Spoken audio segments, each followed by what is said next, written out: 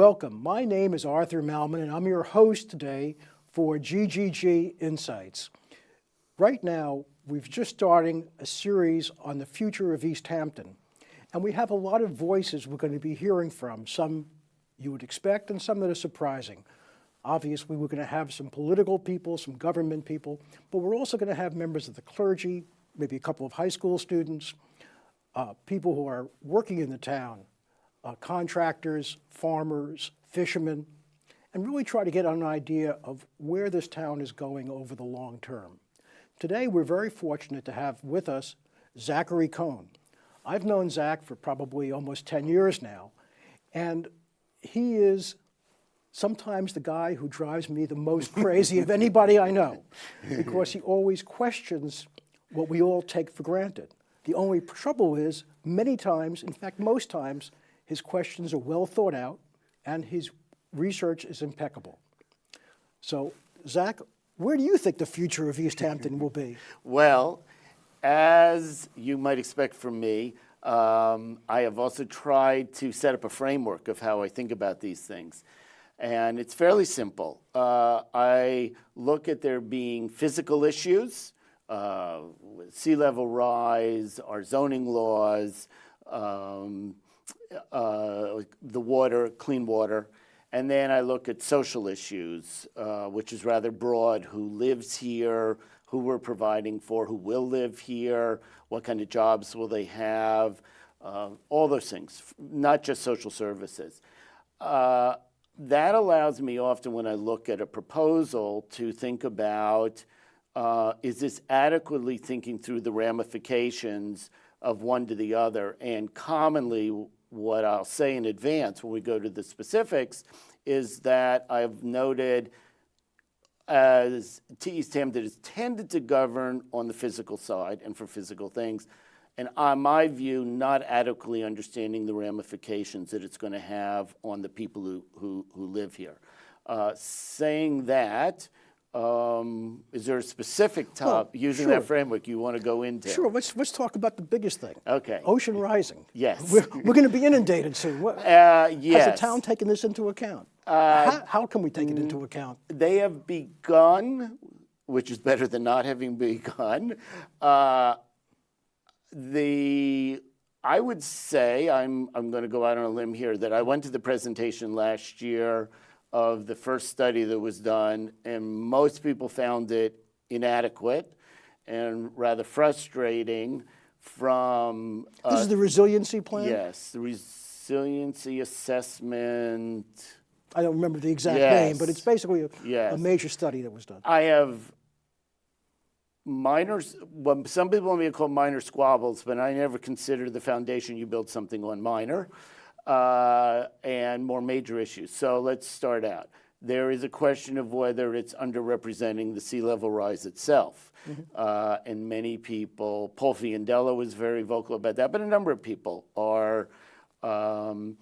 Another issue that bothered me, I think they used a methodology that said that we used our valuations to figure out where the most problems would be by using the values on the tax assessor's rolls.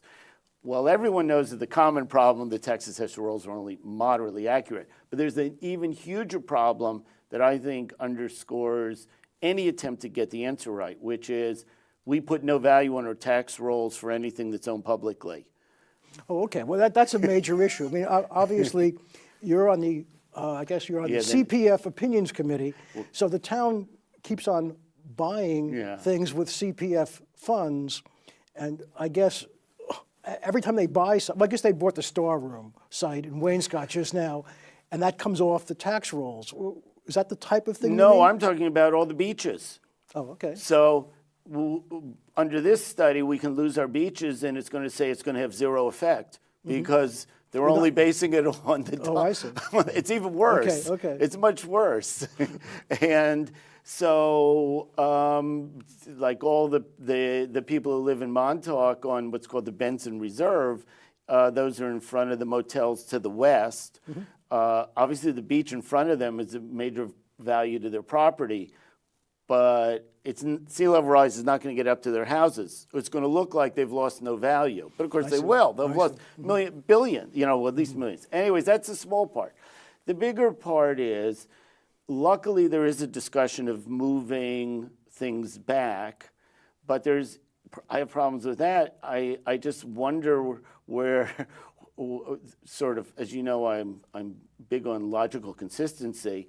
To me, you can't go sewer downtown Montauk and be talking at the same time about, well, there's a high likelihood we have to move all these things back. Well, Zach, but for example, right now the town has a program to subsidize nitrogen relieving septic systems, especially near the shore.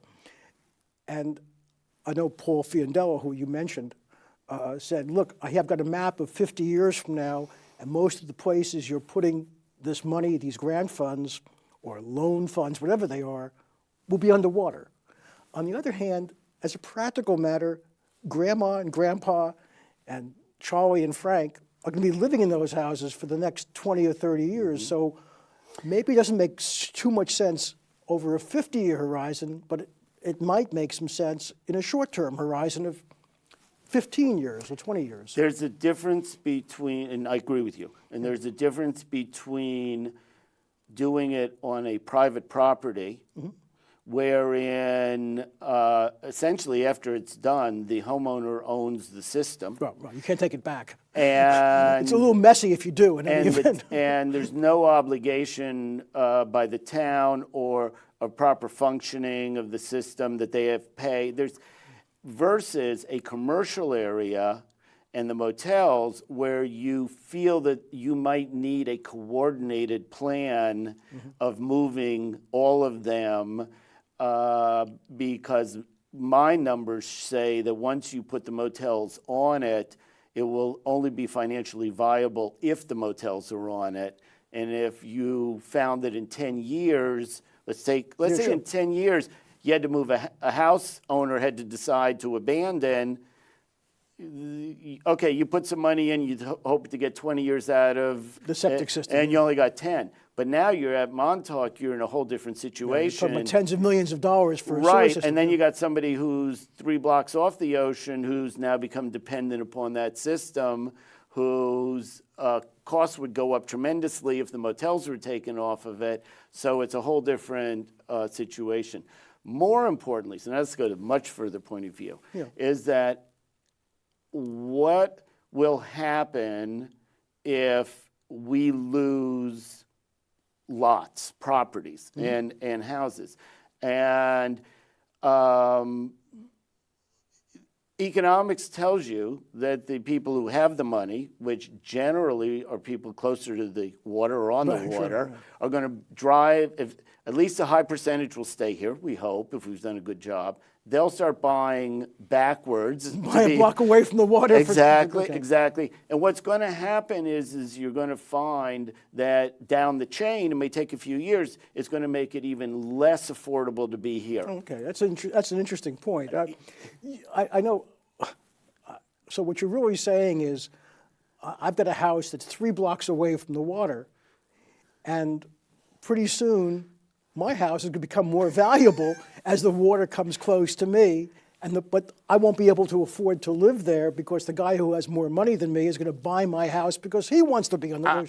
She wants to be on the water. You know my house. I'm across the street. It's pretty far from the water. Zach, yes, but my lot is right across the street from it. I built far back, but I have 2 lots there, and I have had realtors say to me, oh, if you stay long enough, you're only 8 feet above sea level. The lot in front of you will probably be gone on the water, and you'll be the waterfront lot. Well, that's good for you, Zach. But when the guy says that to me, I tell him I'm 76 years old, and I won't be here 15 to 25 years but from now. This is what I mean by... No, that's a very important point. But you've got to look at the people issues. And there are some behind the scenes...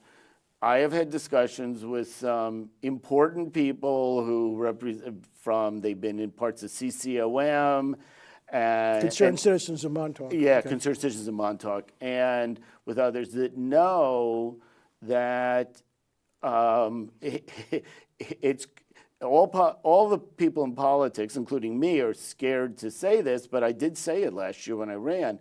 At some point, you're going to have to look at all the preserved land and start grading the preserved land, and you'll say it's really good we put so much preserved land away, because you're going to have to evaluate if some of that may have to come into play. Even if that's really hard, though. I mean, my recollection is that CPF property, you've got to get the state legislature to pass. You do, but they've done it before. Okay. B, some of it is a matter of, let's take downtown Montauk.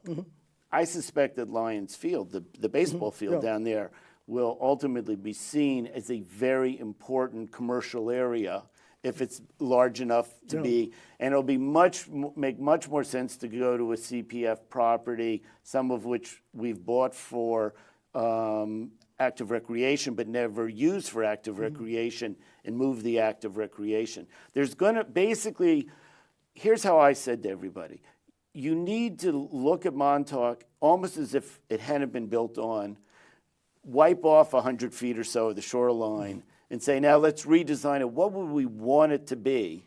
And then say, if we were doing it with that in mind, what is the path to get from where we are now to as close as is feasible? You never get to the But ideal. Zach, unfortunately, my hotel, which my wife and I built with our hands, I could say is in that 100 feet. You're going to take my whole livelihood away? No, you're going to get a transfer of development rights. So you will, at some point, you as the owner will have to realize you have to become part of the solution. Otherwise, the outcome for you would be worse. Everyone's going to have to understand that we have to do this together.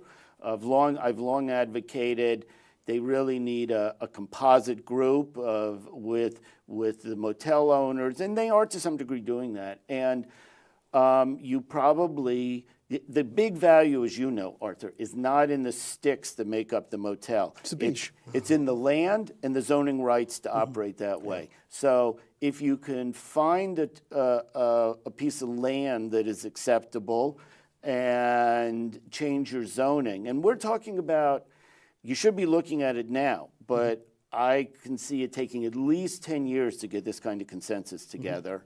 Then what you essentially do is if all you have to pay the person for is the depreciated value of the sticks of the building, all of a sudden becomes a feasible way. And then they can sell the development rights. Yeah, but what you're saying, though, is sort of counter to what we've done. For the last 20, 30 years, 40, 50 years, we've been buying properties to preserve them.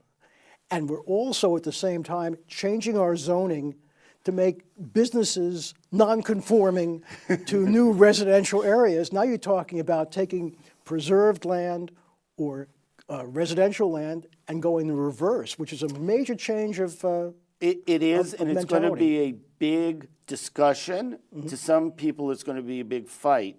And it's, as I it's said, always a fight, going to isn't it? have to start with our vision. What do we want Montauk to be? What do we want East Hampton to be? I tend to start with a status quo kind of idea that, the mix, I don't like the direction of some of the motels now, but in general, in terms of the mix of, let's say, I liked it better when it was family motels, family business. But in any case, you clearly, being direct, and I would never mention names, I know that some people are approaching this behind the scenes, hopefully, to reduce the amount of commerce.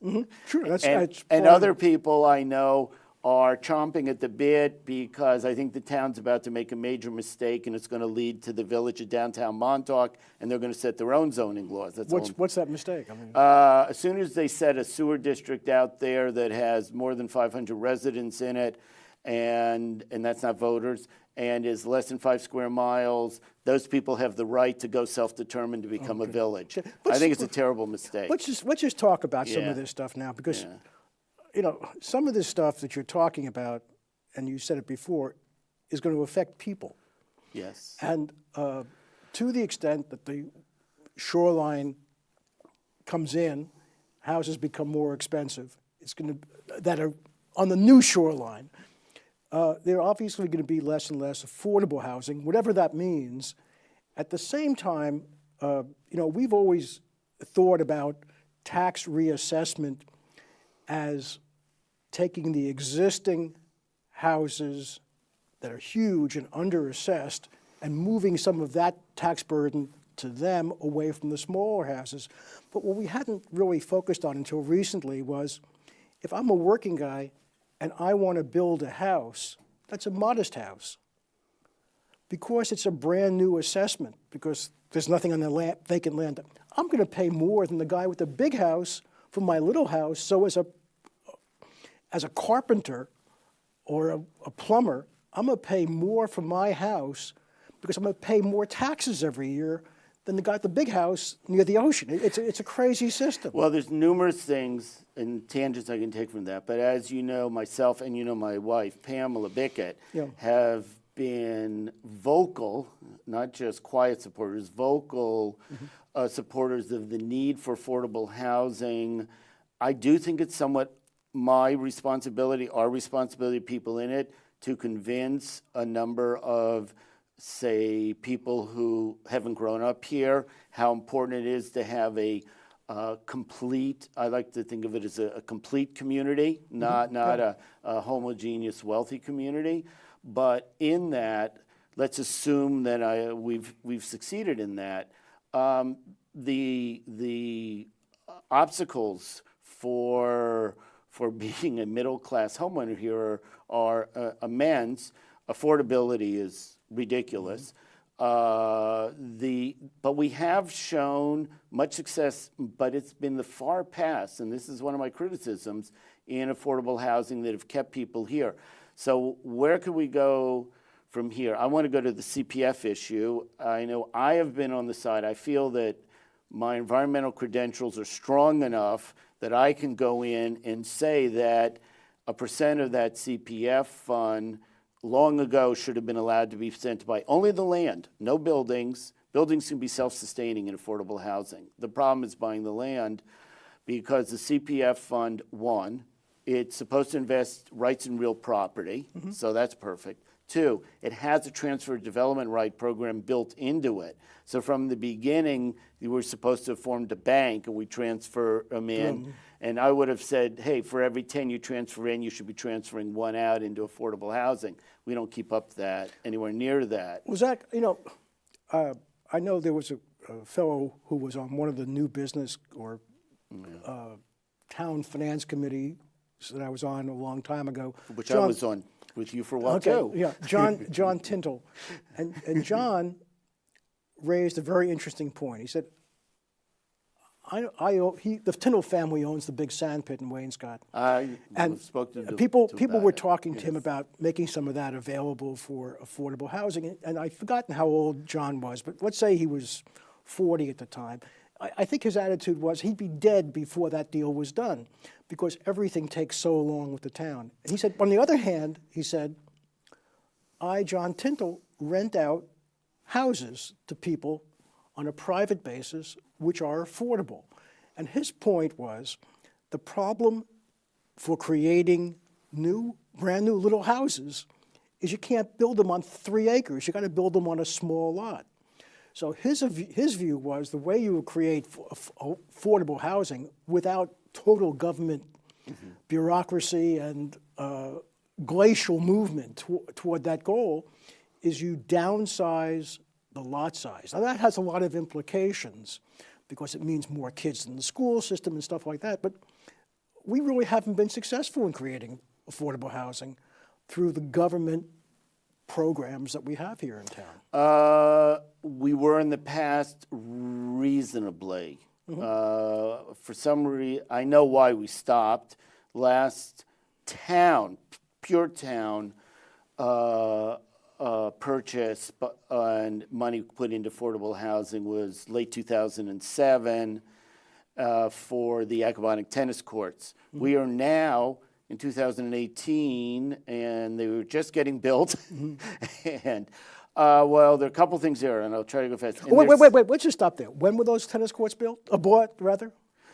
December 10th, I think, of 2007. So it's taken us only 11 years And to in get... 2008, a architect donated designs that are being used now for them. But this is my point. I mean, taking a decade, how many houses are going to be built? It didn't used to, though, Arthur. So some of this, and I'm willing to go into governance issues, but some of this is will.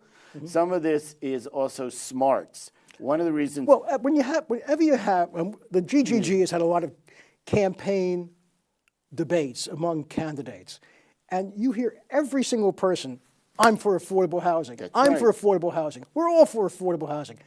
And nothing gets accomplished. There's something wrong with this picture. I'm part of a new group called Vote Hampton, New York. No, you can't make any political speeches. It's not political. That's clergy. Oh, clergy. Okay.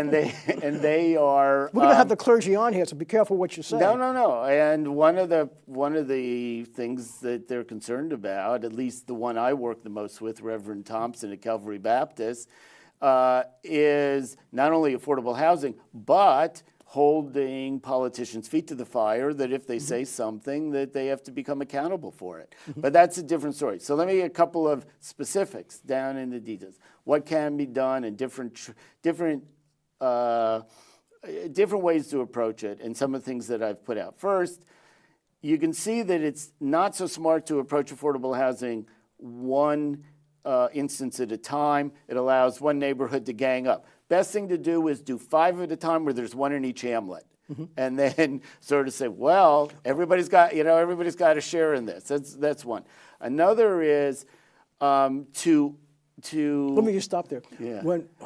When we had a very forceful mayor in New York, one of my friends was on a very important planning board, and he told me that he was going to a planning board meeting and he probably would be gone for 3 or 4 hours because the mayor was going to decide with the planning boards where drug treatment rehab houses were going to go in the various areas.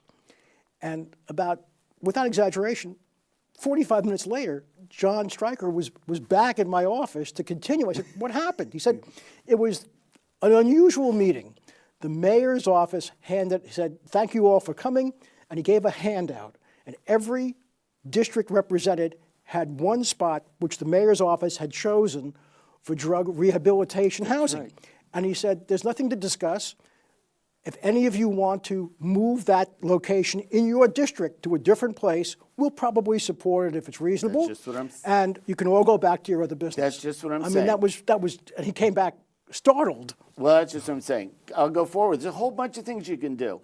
Something I wrote up, and I actually, I'll give credit Diana Ware. I spoke with her about it. This back in 2009, 2010. You could see that a lot of the opposition to affordable housing comes out of concern for the kids in the school. Sure. One of the principles, and I've written it to you also about commercial taxation, but it's really true with school taxes, is the town is making a decision where affordable housing is going and therefore where kids who might go to school are. And yet the school district, individual school district, is bearing the burden. That's incorrect. The town should find out, and I think this is legal, they could have a compensating budget line so that essentially whatever the shortfall is for a student at a school between the pilot taxes that they pay and the actual education costs is distributed town-wide. So it no longer is just an issue of that individual school district, and it also puts the burden back on the group that's making the decision, which is also better for representation and taxation. So I've always felt that it's very odd that town makes zoning changes and then the individual school district is the one have to live with them. So that's one. Another one that the town can do, and I'm going to give you an example of what wasn't done correctly, not terribly wrong, it could be corrected, but the emergency center, all for it, the new emergency center over by off of Panago, okay? And they are putting the emergency care center. Okay. And they're going to put on the ball field. I thought you meant the emergency response center here in Village. No, the one they're going to do behind where the ball fields used to be. Yeah, where the ball fields used to be. Yes, or and are. still are. Okay, so all that was talked about was that, we're going to have to move the ball fields. And I know there's enough land. They're going to be opposition, but there's plenty of places they can go. I'm not worried as long as they stand up to the the neighbors. There's some that don't even have many neighbors. There are places they could go. What they didn't mention is that from Panago all the way back to the ball fields, including the Healthcare Foundation building, including 300 Panago, they are all in affordable housing overlay zones. And that was not mentioned, and that why were those buildings constructed? This should be analyzed. Why were those buildings constructed? And it didn't make financial sense to be putting employee housing or other kind of affordable housing over it. Two, why wasn't it mentioned that the ball fields were the last chance for affordable housing in this one big parcel? And you say it's worth moving it, and then we're going to work with Southampton Hospital to find a new site, put a new affordable housing overlay on a site, and hope the Southampton Hospital will put several of their employees in. And I'll say one more thing that's important about affordable housing overlays. Why is, I call it Katie Casey, Catherine Casey over at the Amagansett project, the head of the East Hampton Housing Authority. Why do I feel that she's unstoppable and is going to succeed, besides her personality, which is that way, is that she bought a property. And by the way, the town did not buy Zach, that. Am I 9 over? seconds, 8 seconds. What That you had said, affordable housing overlay on it. The town board didn't have to be involved, so they can't. NIMBYs can't stop it. Zach, it's always a pleasure. Our time is always too short, and thank you, and hope you come again.